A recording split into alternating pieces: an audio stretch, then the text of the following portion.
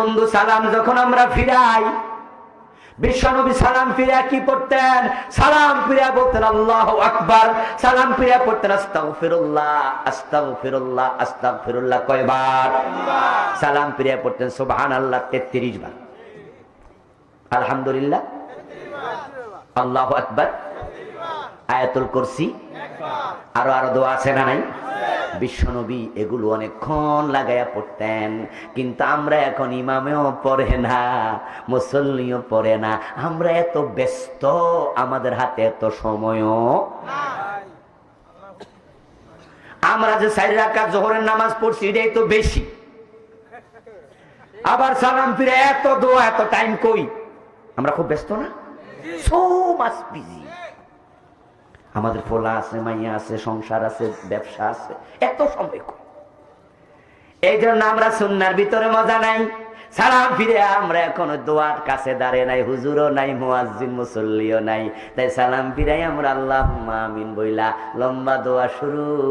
যারা 2 রাকাত 1 রাকাত ছুইটা গেছে তাদের 12টা বাজে, কেরাত পড়তে পারে না, হুজুরের দোয়ার ধাক্কায় ভুলে যায়।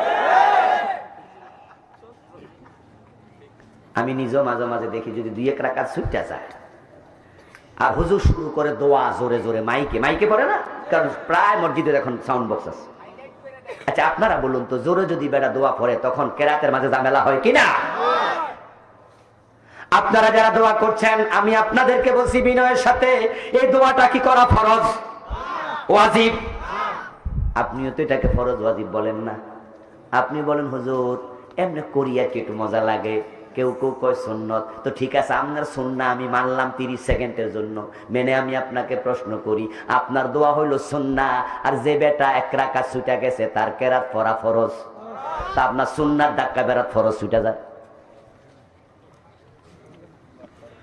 এবার বলতেছে হুজুর আমরা জোরে দোয়া ইদানিং ছেড়ে দিচ্ছি, তবে হ্যাঁ আমাদের আলোচনাগুলোর কারণে আলহামদুলিল্লাহ কিছু পরিবর্তন এসেছে।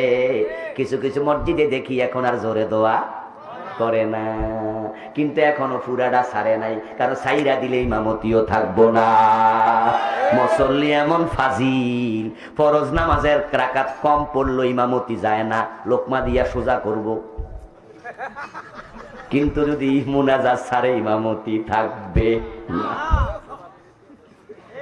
এমনি মুখে কয় এটা ফরজ না, সুন্নাত না, ওয়াজিব না, সুন্নতে মুআক্কাদা না, এটা মুস্তাহাব, কিন্তু ছাইরা দিয়া দেখো চাকরি নাই। এর মানে তারা মুখে বলে মুস্তাহাব, বাস্তবে ফরজ বানায়া ছেড়ে দিয়েছে। কি চরিত্র! এখন হুজুর তো আস্তে দোয়া করছে, এখন আস্তে দোয়া করার পরে ঘটনা কি ঘটছে এবার শুনুন। হুজুর আল্লাহুম্মা আমিন কইয়া চুপ কইরা রইছে, ঠিক না? জোরে কইলে আবার মানুষের নামাজ নষ্ট হইব, এটা আবার বুঝছে তো অনেকক্ষণ মনে মনে কইয়া আবার কয় আমিন।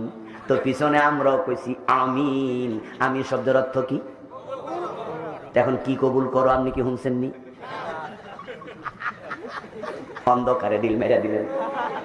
ইমাম সাহেব হুজুর যেটা কইছে আল্লাহ এটাই কবুল করো। ইমাম যদি কইতে পারে আল্লাহ অনেকদিন বেতন বাড়ায় না, এ সভাপতিরে মাইরা লাও, উনি তো গোপনে গোপনে কইছে, ঠিক কিনা?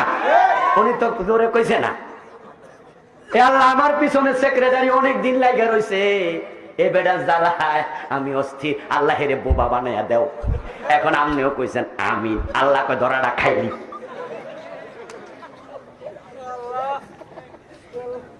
অর্থহীন কাজ করা যাবে না, প্রতিটা কাজের মাঝে অর্থের প্রয়োজন আছে না নাই?